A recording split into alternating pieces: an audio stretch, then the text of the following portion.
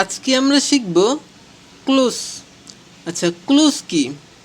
Close হচ্ছে যেখানে subject আর হচ্ছে ভার্ব থাকবে, সাবজেক্ট প্লাস ভার্ব।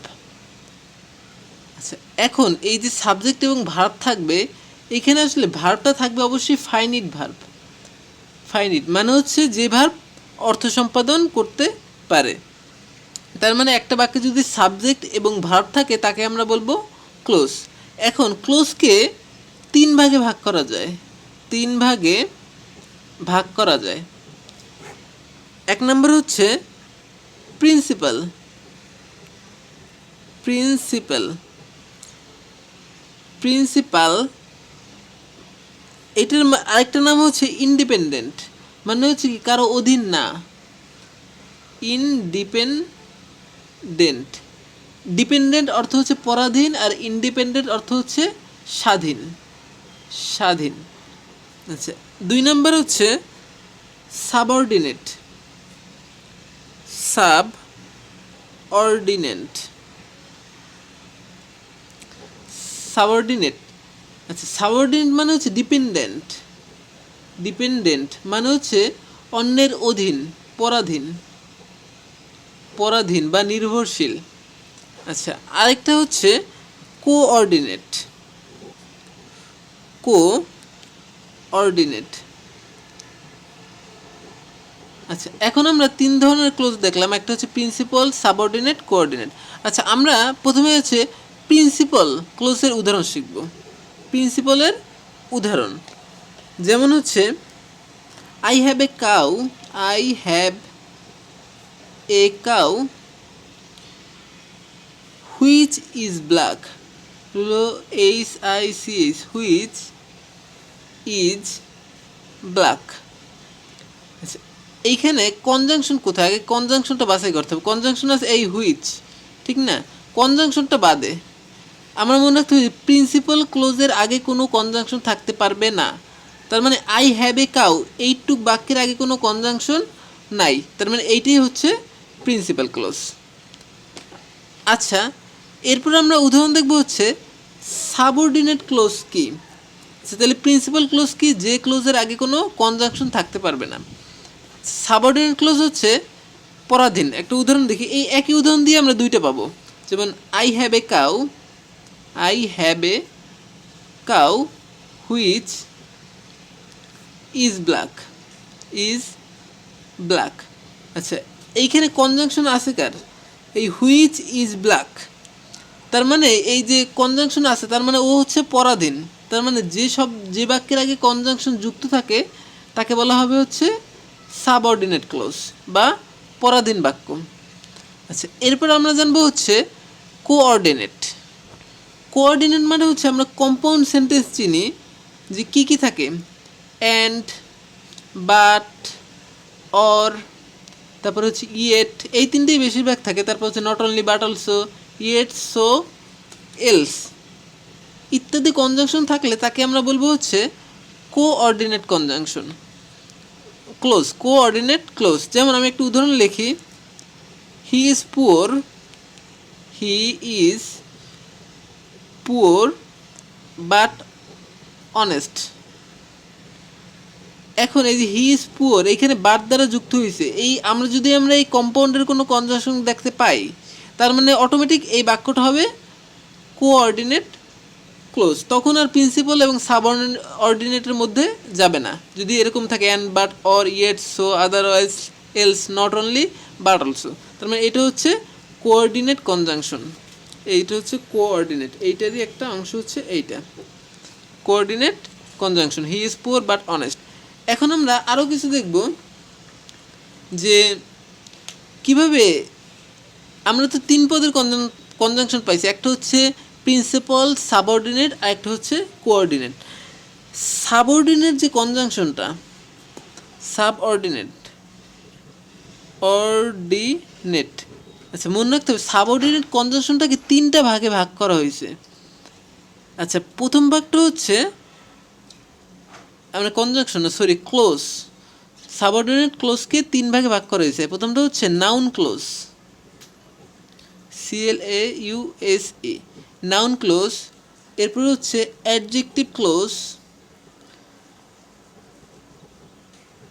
3 নম্বর হচ্ছে অ্যাডভার্বিয়াল ক্লোজ। Adverbial close. আচ্ছা, আমরা প্রথমে জানবো হচ্ছে নাউন ক্লোজটা কি আসলে। নাউন ক্লোজটা হচ্ছে নাউনের স্থানে কোনো যদি গুচ্ছ শব্দ থাকে, যেমন আমি একটা উদাহরণ লিখি। প্রথমে আমরা শিখবো হচ্ছে নাউন ক্লোজ। নাউন, আচ্ছা, নাউন ক্লোজের মনে রাখতে হবে যে নাউনের স্থানে যদি কোনো গুচ্ছ শব্দ থাকে, যেমন আমি একটা উদাহরণ লিখি, that he is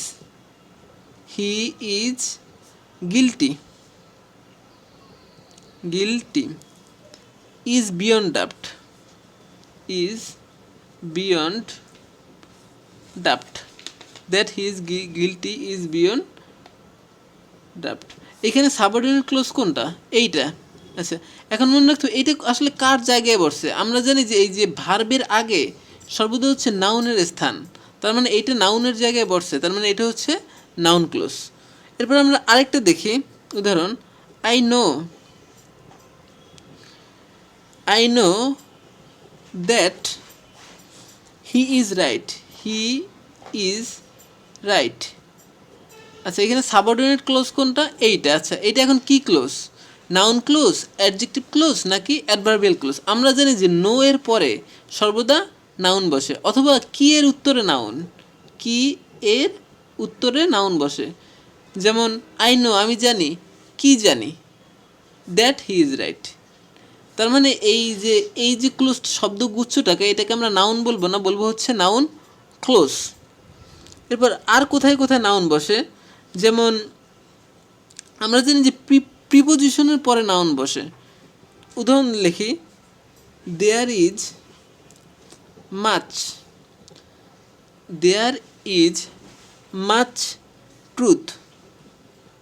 TRUTH, truth in what he says. এইখানে ইনের পর এই যে হোয়াট হি সেজ, এটা তো সাবঅর্ডিনেট ক্লোজ। এটা কোথায় বসছে? প্রিপোজিশনের পরে। আর আমরা জানি যে প্রিপোজিশনের পরে যদি একটা শব্দ থাকে তাহলে সেটা হবে নাউন। আর এখানে যেহেতু একটা শব্দ গুচ্ছ আছে, তাকে বলবো হচ্ছে নাউন ক্লোজ। আচ্ছা, তাহলে আমরা মোটামুটি নাউন ক্লোজ সম্পর্কে ধারণা পাইলাম যে নাউন ক্লোজটা হচ্ছে নাউনের স্থানে বসে। এরপর আমরা জানবো হচ্ছে অ্যাডজেক্টিভ ক্লোজ। Adjective clause. আচ্ছা, অ্যাডজেক্টিভ ক্লোজ এটা মনে রাখতে হবে যে অ্যাডজেক্টিভের জায়গায় বসে। কিন্তু আমাদের এইখানে একটা রুলটা বারবার আসে অ্যাডজেক্টিভ ক্লোজের ক্ষেত্রে, সেই রুলটা আমরা স্পেসিফিকভাবে মনে রাখবো। যেমন is this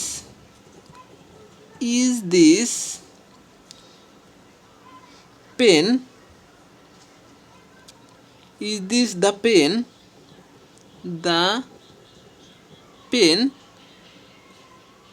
that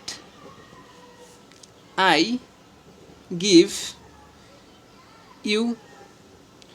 that I give you. Is this the pen, এটা কি সেই কলম? দ্যাট আই গিভ ইউ, যেটা আমি তোমাকে দিয়েছি। আচ্ছা, এখন এই যে এই সাবঅর্ডিনেট ক্লোজটা, এটা কি close?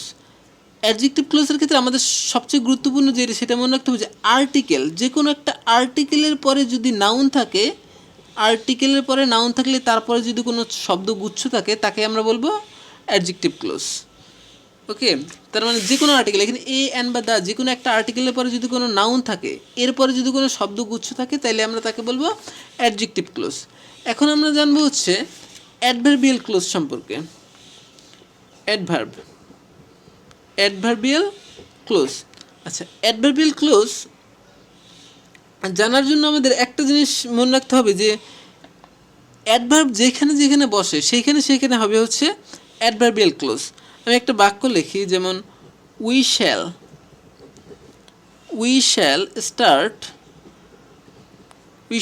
Start when he comes। এখানে when he comes, এই সাবঅর্ডিনেট ক্লোজটা কী ধরনের ক্লোজ? এখন মনে রাখতে হবে, আমরা জানি যে ভার্ব উই শ্যাল স্টার্ট একটা ভার্ব, আর ভার্বের পরে বসে হচ্ছে অ্যাডভার্ব। তার মানে অ্যাডভার্বের জায়গায় যদি কোনো শব্দগুচ্ছ থাকে, তাকে আমরা বলবো হচ্ছে অ্যাডভার্বিয়াল ক্লোজ। এরপর আমরা আরেকটা উদাহরণ লিখি, যে দো he is poor PUGH, though he is poor, he is honest. He is honest. এখন একটা জিনিস, দো হি ইজ পুর, এটা কি বাক্য, কি ক্লোজ? আমরা জানি যে কোনো শব্দ যদি কমা আকারে থাকে, একটা শব্দ যদি কমা আকারে থাকে তাকে আমরা বলি হচ্ছে অ্যাডভার্ব। তার মানে একাধিক শব্দগুচ্ছ যদি কমা আকারে থাকে তাকে আমরা বলবো অ্যাডভার্বিয়াল ক্লোজ। এভাবে যদি আমরা অ্যাডভার্বের স্থান জানি তাহলে আমরা অ্যাডভার্বের ক্লোজও সহজেই নির্ণয় করতে পারবো, ভার্বের পরে অথবা কমা আকারের শব্দ। আচ্ছা, আজ এ পর্যন্তই।